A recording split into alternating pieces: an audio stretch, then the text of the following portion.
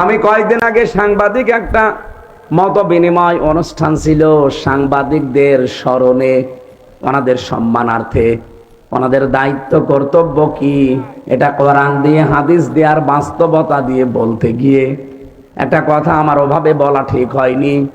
বলেছিলাম যে সংবাদ এটা নবী থেকে আসা, কারণ নবী মানে সংবাদ বাহক। যারা সত্যের সংবাদ বহন করে নিয়ে বেড়ায় তাদেরকে আল্লাহ রাব্বুল আলামিন এই পৃথিবীতে নবী করে পাঠিয়েছিলেন। কি আমি দলিল দিয়েছিলাম সূরা কলমের 4 নম্বর আয়াত দিয়ে, ওয়া ইন্না লাকা লাআজরান গায়রা মামনুন। আপনি শব্দের দিকে খেয়াল করেন, ওয়া ইন্না লাকা লাআজরান, অবশ্যই আপনার জন্য, অবশ্যই আবার লাগিয়েছেন ওয়া ইন্না লাকা লাআজরান, অবশ্যই আপনার জন্য হে নবী। আবার বলছেন অবশ্যই লাআজরান, পুরস্কার আমি আল্লাহ রেডি করে রেখেছি। গায়রা মামনুন, শেষ হয়ে যাবে না এই পুরস্কার, নিরবিচ্ছিন্ন চলতে থাকবে। কেন এই পুরস্কার দিলাম জানেন?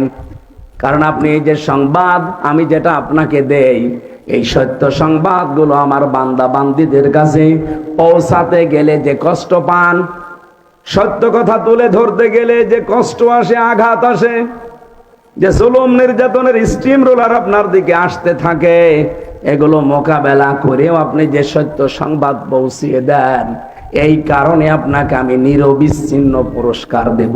সুবহানাল্লাহ বলতে পারেন না?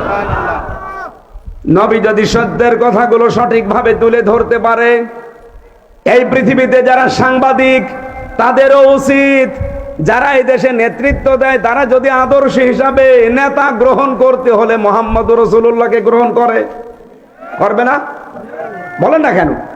কেউ যদি স্বামী হতে চায়, আদর্শ স্বামী, সে মুহাম্মদুর রাসূলুল্লাহর মতো হবে। কথা বলা লাগবে। কেউ যদি নানা হতে চায়, তাহলে আদর্শ নানা হতে হলে মুহাম্মদুর রাসূলুল্লাহকে ফলো করা লাগবে। কথা বলেন। কেউ যদি রাষ্ট্রনায়ক হতে চায়, তাহলে আদর্শ রাষ্ট্রনায়ক হতে হলে তাকে মুহাম্মদুর রাসূলুল্লাহকে ফলো করা লাগবে। এইটা বলতে বলতে আমার মাত্র 6 মিনিট সময় ছিল, পুরাটা গোছাতে পারি নাই। আমি একবারেই বলেছিলাম, যারা সাংবাদিক, সংবাদ বাহক, আপনাদেরও আদর্শ যেন হয় মুহাম্মদুর রাসূলুল্লাহ। আপনারা সাংবাদিকতা করেন, এটা কিন্তু মহান পেশা বলে আমরা ধরি অনেকে, যে মহান পেশায় আছে। আপনারা মহান পেশায় তখন থাকবেন যখন সত্যকে সত্য বলে তুলে ধরবেন আর মিথ্যাকে মিথ্যা বলে জানিয়ে দেবেন, তখন ওই পেশাটা মহান হবে।